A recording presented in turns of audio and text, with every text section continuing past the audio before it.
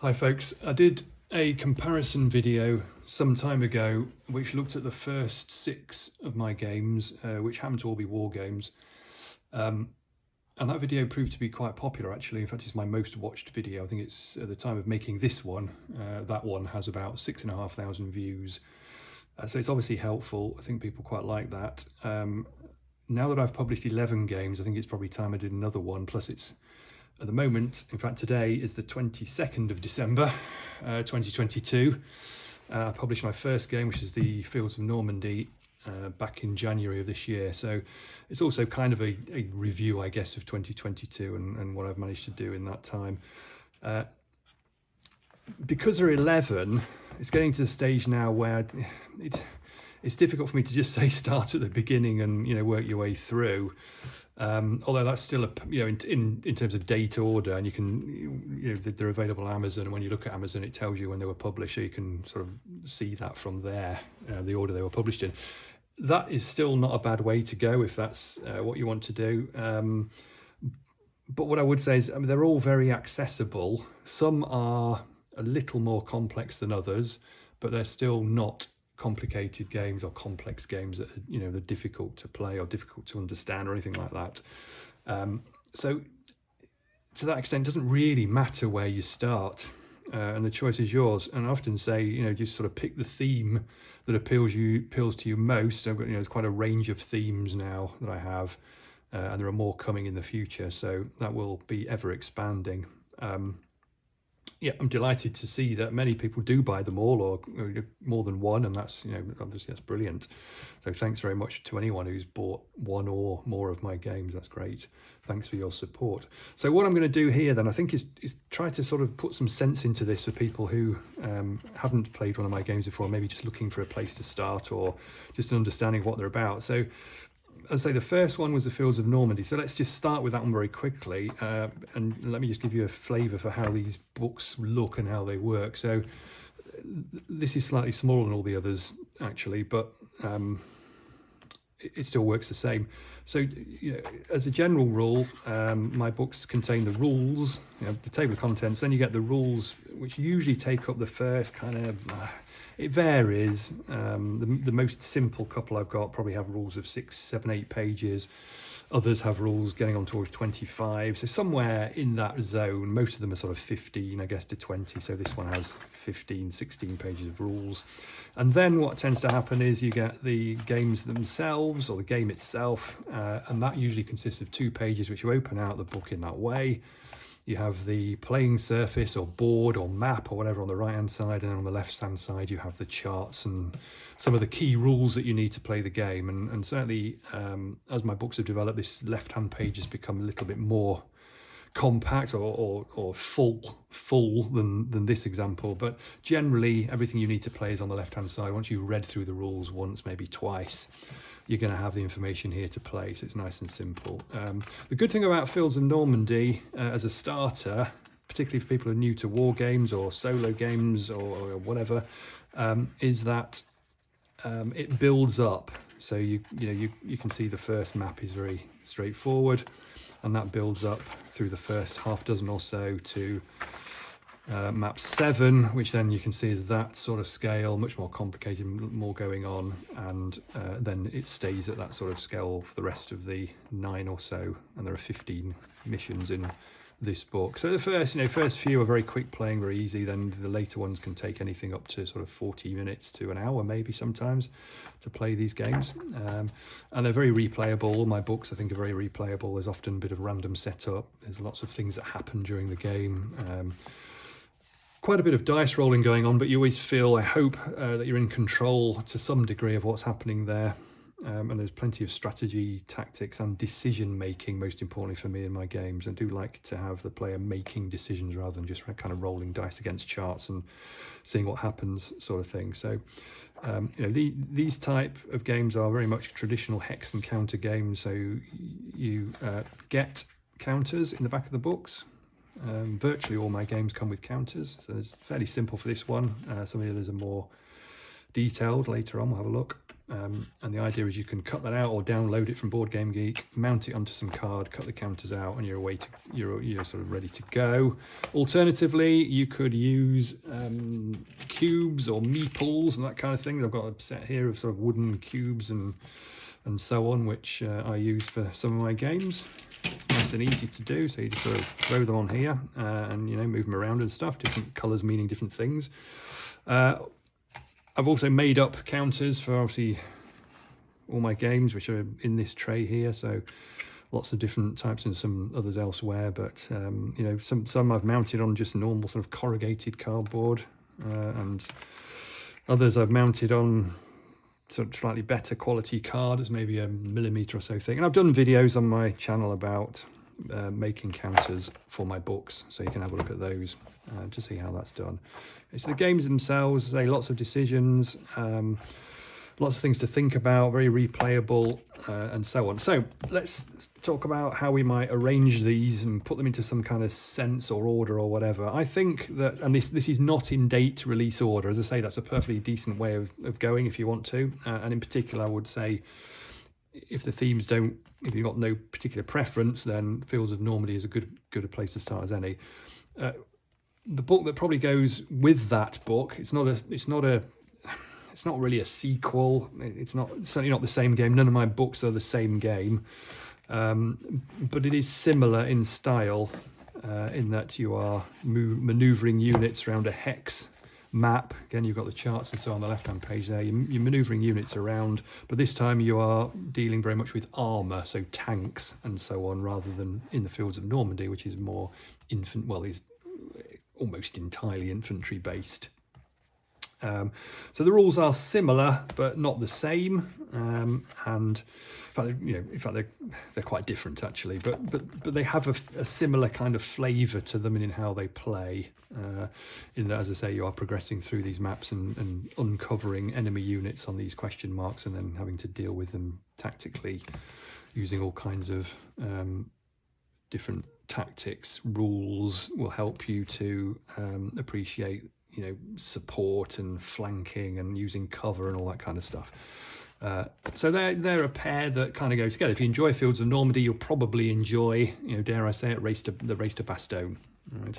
So they could go together. Then a couple more which kind of naturally perhaps fit together fairly well would be Hostage Rescue Squad and Ghosts of the Jungle. So Ghosts of the Jungle is a war game based in Vietnam, and you can see this one is a square grid and is very small unit game. So you are controlling 4 guys here as they work their way through these maps and try to achieve the various objectives on there. This is an updated version of this book. This is the one you would get if you buy it now. The graphics are better than they were in the original book, and I've said it before, say it again, I'm sure in the future my graphic design skills are improving, and when I get time I do go back and sort of update some of these graphics, as I have with the Fields of Normandy indeed. So yeah, this is a smaller squad game, as is Hostage Rescue Squad, which is, as the name suggests, not a war game. It's about a sort of specialist police unit, I guess, which specialises in rescuing hostages. So you can see, again, it's a grid-based system. You're controlling this time 3 guys as they try to rescue hostages from various situations, mainly sort of different types of buildings, scenarios, and so on. And that's quite a clever AI which moves the bad guys around the map for you, and these are both what I would call stealthy type games, where it's not about shooting as many guys as you can. It's about kind of staying hidden and creeping around the map and trying to achieve your objectives quietly and as best you can until, as often happens, something goes wrong. So many of these games, and certainly these first 4 that I've already talked about, work on a kind of similar system where you roll dice for each of your guys, and then you work out, those dice tell you what actions are available to that particular unit or person, and then you have to decide. So you might have actions like moving and shooting. You've got hand-to-hand combat in this one, for example, and in this one there's scouting, and rallying units, grenade attacks, that kind of thing. So all kinds. There's too many to sort of mention and go through. It won't make much sense in the abstract, but they are in some ways similar. The themes are quite different, but they are, the way they play have similarities. So you could group those together as well. For example, if you enjoy one of those, you're likely, I would think, to enjoy aspects of the other one at least. Then I've got 3 books which I've put into a sort of mini series, which are my battles books. The first one out was the Battles of Normandy, which is not to be confused with the Fields of Normandy and is a sort of totally different game. Battles of Medieval Britain and Battles of the English Civil War. Now these 3 are kind of similar in a way, but still all quite different, not just in the theme, but also in the way they play. So Battles of Normandy, you can see, is a much smaller, it's the smallest hex game that I have. In other words, the hexes are the smallest, so there are more hexes on the map. So in some ways, the biggest maps I have in my game books. And this one is about moving units through Normandy and securing positions from the Germans. Again, it's a sort of restricted action game where you roll dice and work out what you're allowed to do. So your actions here, you can sort of take cover, you can move around and attack, and you can call in mortar strikes. Again, it's got random units, random setup. Both sides sort of spend points to acquire units, and then you set them up randomly, and then away you go. As with all my games, they're all solitaire games. When I talk about, you both do this, well, the AI does it as well. So that chooses a random force each time you play the game and sets them up randomly, so you can see straight away there is quite a bit of replayability involved in that. Battles of Medieval Britain, quite similar, slightly smaller scale in terms of the hexes being larger. This one has 15, I think Battles of Normandy has 8 battles in it, but they're quite lengthy things. This one has 15 in it, but they're probably slightly quicker playing. This has probably one of the cleverest AIs that I have in my books, in that the AI will move around quite nicely, has a feel of playing against a real person to some degree, and they will try to sort of flank you and group up on you and gang up on you and so on and so forth. So, again, there are hexes here, there's terrain features, you can see there's hills and there are woods and there's buildings and water and so on. And the units are different and the way they play. This is based on real battles, as Battles of Normandy is historically accurate generally. This one is as well, so has the 15 battles, including some fairly famous ones like the Battle of Stamford Bridge, Battle of Hastings, Battle of Stirling Bridge, Battle of Falkirk, Battle of Shrewsbury, and so on. 15 of those in there. Battles of the English Civil War is, again, similar to this. Actually, you know what, I just think I've said that slightly wrong. I think I've just been talking a little bit. Yeah, these are quite similar. Sorry, it's this one where the AI is clever and moves around. Silly me. It's Battles of the English Civil War, where the AI actually moves down the map and so on. You can see the maps have similar kind of terrain, hills and so on, but they are different in that as I say, the AI does on this try to flank you and provide support to each other and so on. And is it this one that has 15 battles in it? Probably is. Yes, this one has 15 battles, and again includes some famous battles, like Battle of Edgehill. We've got the Battle of Lansdowne, Battle of Newbury, a couple of battles of Newbury, in fact, Marsden Moor, Naseby, those kind of things. So classic battles of the English Civil War. Sorry, yeah, Battles of Medieval Britain. Actually, the AI in this is quite static, although in some ways quite clever in that it sort of appears, reinforcements appear on these numbered hexes, which you might be able to see on here. And as the reinforcements appear, it has the feel of the enemy moving around a bit, although they don't actually move. So the big advantage of this game, and it has proved very popular, this one, is that the AI takes very little management. There's a little bit more to it on this one because they're moving around. This one, they don't move, but they're still a real challenge. But it does mean that AI turn is very quick, as it is in some of these early games, like Fields of Normandy, Race to Bastogne, similarly very quick to work the AI. Some of the others just a little bit longer, but nothing onerous. You'll always be spending more time on your turns than the enemy turns. So that's the Battles of Medieval Britain. As I say, it's proved to be a pretty popular one. That I think there are 12 in there actually. Did I say 15? I did say 15. No, there's 12 in there. 15 in the English Civil War, 12 in this one. with, as I say, those pretty historical battles. Dating this one from the year 937 through to 1403, so you can see it's very much the Middle Ages. Then I've got a couple of books which are my lightest books. So these again go in a series. I've got Quests for the Brave and Beaches for the Brave, and I may well do some more For the Brave books at some point. They, as I say, are light, and I try to stress that in the description on Amazon and so on. So, you know, if you're not looking for ultra light games, then stay away from these and stick to the others, particularly the last two, which I've not mentioned yet. Beaches for the Brave is about the D-Day landings, and there are 12 beaches in here to play, covering key beach landings. So we've got Utah, a couple of Utah, Gold, Iwo Jima, we've got Juneau, Tarawa, Sword Beach, a couple of Omaha, Pointe du Hoc. We've got one out near Guadalcanal and another Tarawa, the one Tarawa one there. So both European and Pacific landings there.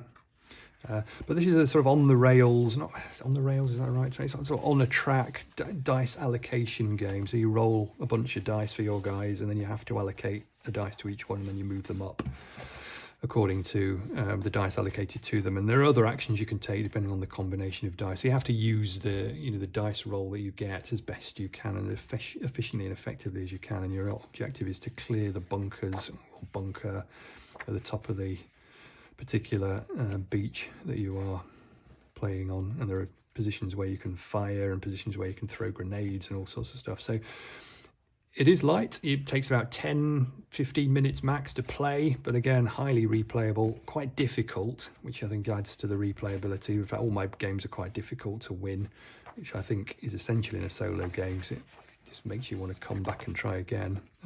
Yes, this is probably more luck-based than the others, but still certainly not totally luck-based. And I've seen people play this on YouTube videos, and I've seen where they could have done better things with the dice they rolled. It's just, and I appreciate when you're videoing, you don't always do the best actions that you can, but there is quite a lot of thought, quite a lot of thinking to be done when you're allocating your particular dice for various reasons.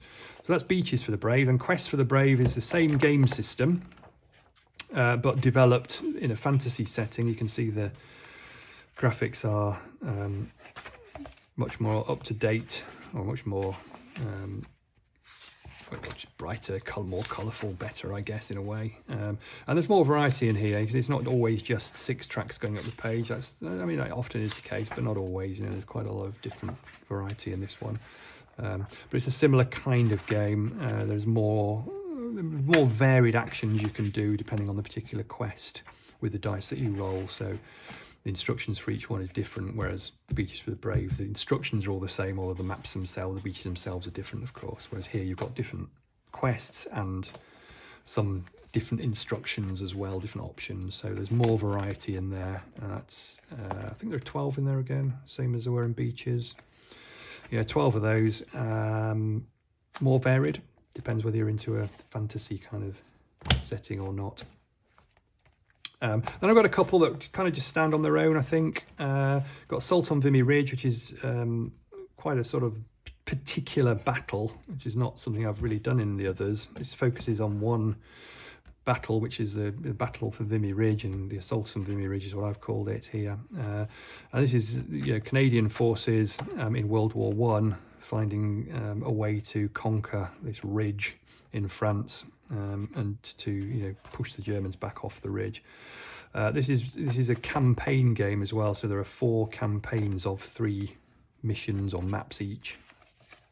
A little bit more complicated than some of the others, so we've got probably 20 odd pages of rules, and the text is a little bit smaller, not hugely, but a little bit. And you can see just from the amount of content there is on each side page here, and that's there's quite a lot of stuff going on.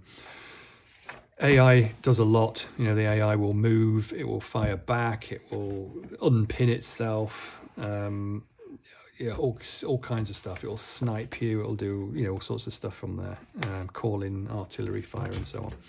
So that's Assault on Vimy Ridge. And finally then Lone Sherman, which is a fairly recent release and proved to be hugely popular. You can see I think part of the reason for that is probably the graphic design has come on quite considerably, I think, from my early games. So these are, even though I say myself, pretty lovely maps to look at and to use and play on. As with all the books, it will lay flat. She's got to be a little bit rough with it like that. It doesn't, the spines are thin. It doesn't really damage the spine as such. See there, no real damage on that spine. There's no damage on the spine. They're pretty robust books, so you can lay them flat and play on them. You've got the information on the left-hand side that you need. This is about, as the name suggests, you controlling one Sherman tank, and you move it around on the hex map as best you can, and you will meet enemy units, enemy tanks mainly. You can take damage, which you can repair. You can be caused to be set on fire, and then you can extinguish that fire. You can pop smoke out. You can find hold down positions. You can move around. You can fire. You can machine gun infantry. Oh, there's all sorts going on in that. Again, it's a more complex game than some of my others, but still not overly complex. Here there are 25 pages of rules. Well, they go up to page 25. They're probably not.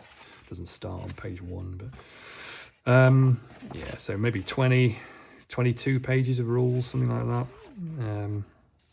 But again, if you read the rules through carefully and then have a go playing the game, you'll find that this left-hand page really does summarize those rules really well. And if you've got any questions, queries, you can come back to the rules and have a look. And it's probably worth just reading them through again quickly before your next game and then playing again. By then, you should have picked the game up fairly easily. It's not, I try to make all my games very accessible. That's one of the key words of my games, is they need to be accessible. I like people to be able to pick them up and play them.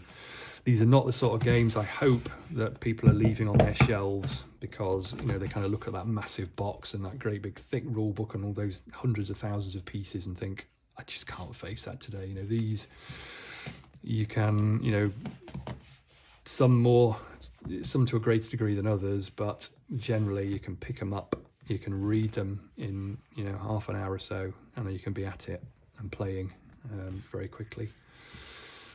So that is my collection. They are my 11 games that I've published in 2022. As I say, I have more coming. I'm working currently on 3 different games. Can't really say any more than that because they're not at the stage yet where I'm absolutely sure they will get to publication, but I'm sure 1 or 2 of them will. So there will be more games coming sometime in the new year. But that is my collection. Hopefully that's a useful video. Remember, if you click on the videos link on the YouTube channel that you're watching, you can then get up all my videos. I've got playlists for each game and types of playlist as well. I've done a quick look at most of these games, and it's a bit more detail I have today, but so if there's 1 or 2 you fancy, look at the quick looks for those. I've also played through them all on video, and instructional playthroughs exist for most of them that I've done as well on there, so you can see exactly how they work and how the rules work. And again, that's a great way to learn the game. Buy the game, watch the instructional playthrough, or the other way around, watch the instructional playthrough, then if you fancy it, buy the game, and then you'll be up and running very quickly. So hopefully that is helpful, and I think that's all I need to say. So final thing I just want to say again is thanks to everyone who supported me this year. If someone had told me this time last year that I would have published 11 of these and they would have been as successful and as popular and well received as they have been, then I'd probably have just thought they were a bit mad or something. But unbelievably for me is that they have been very popular, and together they've sold over 10,000 copies this year, and they're still selling. Fields of Normandy still sells almost as well today as it did when it first came out, not far off at all. And so